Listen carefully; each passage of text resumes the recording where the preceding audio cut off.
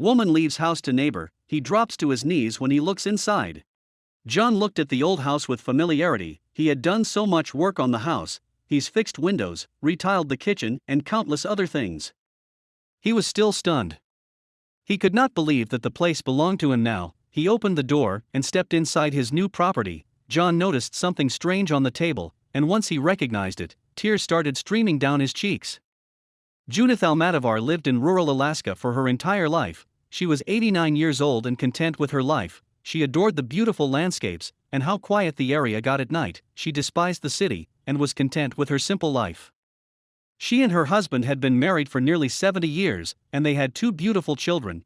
They were all grown up and out of the house, and Judith and her husband lived alone in their big house. Things were perfect until something horrible happened. Willie, Judith's husband, passed away suddenly after falling ill with pneumonia. Judith was heartbroken. Judith never prepared for Willie's death. Despite their age, she chose to believe that she would deal with it when the time comes. She could not accept his death, and did not know what to do now that he was gone. Judith's children did not enjoy growing up in rural Alaska.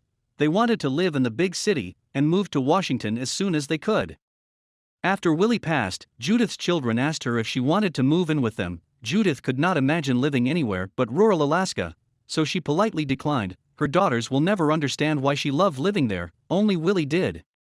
Judith and her family moved to Alaska when she was 5 years old, and she met Willie on her first day of school.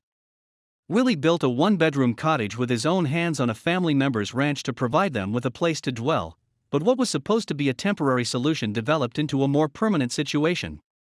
When Willie passed away, the house he built had been fixed for what felt like 1,000 times. It was also a source of contention for Judith's daughters. They tried to encourage her to tear down the house and to go and live in Washington with them. Judith couldn't do it because she couldn't bear it. She did not know how to take care of the house now that she was alone, but she knew she would make a plan. Judith was lucky enough to be friends with her kind next-door neighbors. After they learned of Willie's passing, they offered to help her keep up the house.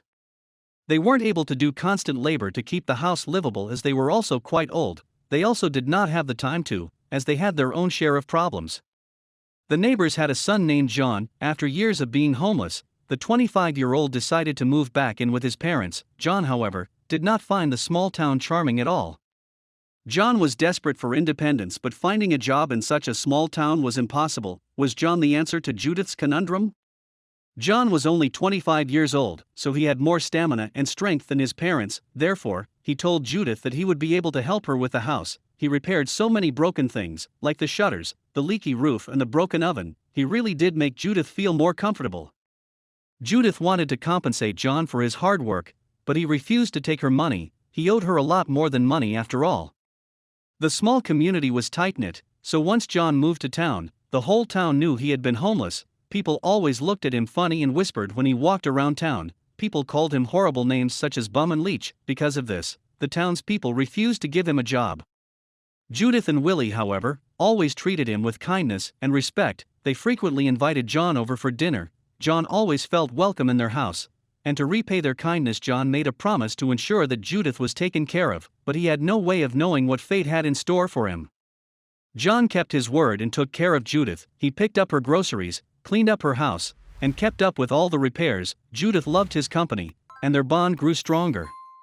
Although John wouldn't take Judith's money, she tried to repay him in other ways. She'd knit him scarves, repair his clothes, and cook him dinner every night, but not everyone was pleased with the arrangement.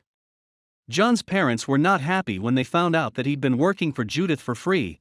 They wanted him to find gainful employment so he could start contributing to the household bills. After all, they had been supporting him for years now. They were furious when they found out that he couldn't look for a job, because he was spending so much time at Judith's house. Something had to give. John's parents decided enough was enough. They gave him an ultimatum: find a job or get out. While John understood their dilemma, he was shocked to learn that they did not approve of him helping Judith. Judith was well loved in the community, and she'd always go out of her way to help anybody else. He was faced with an impossible decision. John had made his decision. He packed his bags to go and live on the street again. Of course, his parents didn't want to see their son homeless again, but they weren't willing to support him either. There were no opportunities in rural Alaska for a man like him, so he decided to go back to the city and leave everything behind. But what about Judith? Without John, Judith struggled to get by. Her daughters kept insisting that she should leave it all behind and move to Washington, but she just couldn't bring herself to do it. She had so many happy memories in this old house, it was all she had left. If she left, she would be leaving Willie and a part of herself too, but after just 3 weeks, something happened that made the decision for her. Thank you for watching this fantastic story. Please tap one of the 2 videos on your screen for another amazing Wonder Stories.